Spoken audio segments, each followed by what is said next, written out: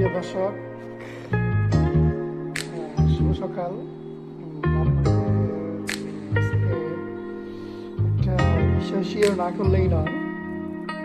আজকে থেকে 6 মাস আগে আমি একটা ফুলের চারা আনছিলাম। হঠাৎ করেই আজকে আমার মেয়ে আমাকে ডেকে বলতেছে, বাবা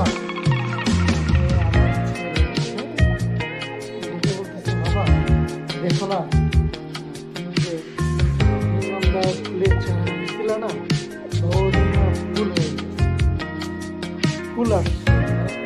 একটা আনন্দজনক বিষয়, ভালো লাগছে। এটা হলো, পরিচয় করে দিই, এটা আমার মিনু, আমার ছেলে মেয়ে এবং আমাদের 7 সদস্য ফ্যামিলির সবচেয়ে কাছের, সবচেয়ে প্রিয় ব্যক্তি যে মিনু। মিনু মিনু কাম কাম, এই তো মিনু, হ্যাঁ বলে দাও। হ্যাঁ বলে, ওকে, গুড।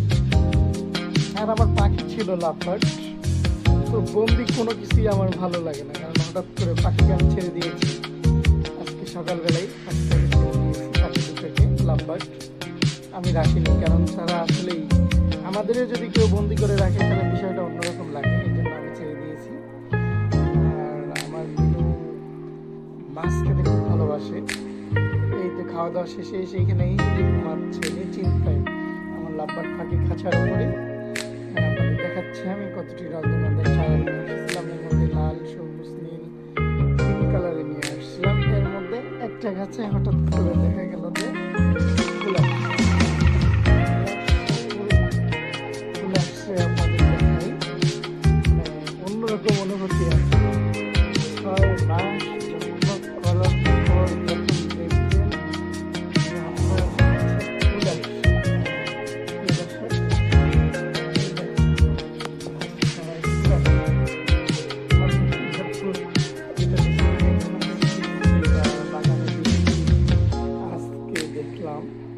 এতটাই আমার এই ছোট্ট গার্ডেন ব্যালকনিতেই। ঢাকা শহরের বাড়িতে যারা আমরা ভাড়া থাকি, শখ থাকে, অনেক শখই পূরণ হয় না। তারপরেও আমি আমার ব্যালকনিটাকে সুন্দরভাবে গাছ দিয়ে সাজিয়ে রেখেছি, যাতে দেখতে ভালো লাগে। আর যেহেতু মানুষ, আমরা কার্বন ডাই অক্সাইড ছাড়ি এবং অক্সিজেন নেই, এই অক্সিজেনটা যেহেতু আমরা গাছ থেকেই পাই, আমি মনে করি প্রতিটা মানুষ, আমরা যারা সবাই আছি, সবাই যদি গাছকে লাগাই, গাছকে ভালোবাসি, তাহলে আসলেই খুব, মানে দেশটা সবুজে ভরে যাবে, সবুজের সমারোহ। মানে খুব ভালো লাগছে, এই জন্য আপনাদের সঙ্গে শেয়ার করলাম। প্রিয় দর্শক, এই হলো আমার ছোট্ট গার্ডেন। এই হলো আমার ছোট্ট গার্ডেন। আমার মিনু ঘুমিয়ে পড়েছে, এই জন্যই আপনাদের সামনে আজকে সকালবেলা ভিডিও নিয়ে আসলাম। ধন্যবাদ। সবাই সুস্থ থাকবেন, নিজের খেয়াল রাখবেন, সন্তানদের দিকে বেশি খেয়াল রাখবেন। সন্তানদের অবশ্যই, যাদের 15 বছর পেরিয়ে গেছে, ছেলে হোক বা মেয়ে হোক, খেয়াল রাখবেন। যুগের হাওয়া খুবই খারাপ, আমরা কলিযুগে আছি, আর বিশেষ করে নেশায় ভরে গেছে আমাদের বাংলাদেশ।